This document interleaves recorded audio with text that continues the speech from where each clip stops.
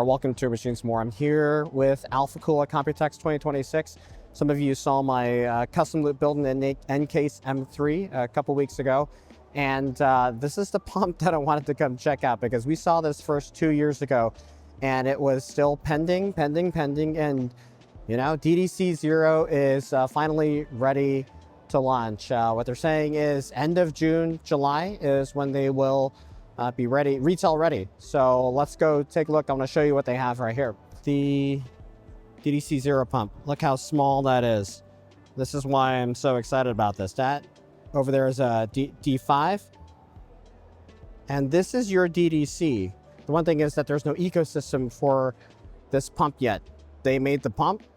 No one else is making any pump tops or housings or res. So you kind of have to get it from them, everything at the beginning. This over here is the size of the reservoir for the DDC Zero, okay? The one on the left here is what they're calling a DDC Zero XS. So it's their smallest res.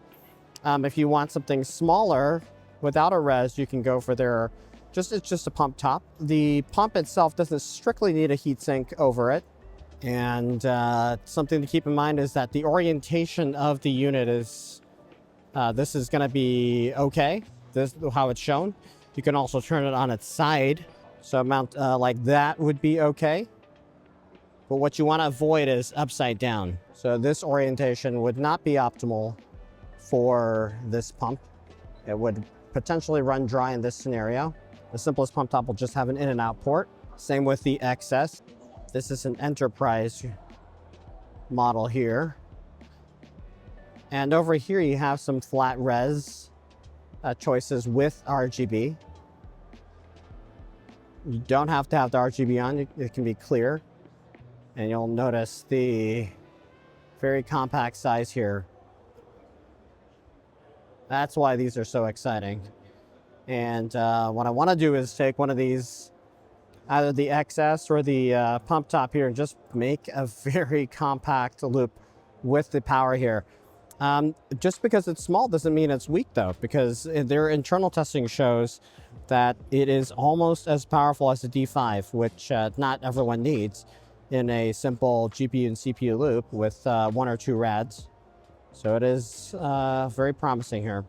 They haven't committed or figured out the pricing yet, but I think many of you will be excited for these.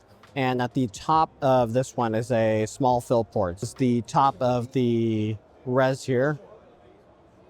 Based on what they're telling me, this is, both of these are G-quarter. It just has this is more of a thumb screw on this one. And this is just this is a pretty low profile.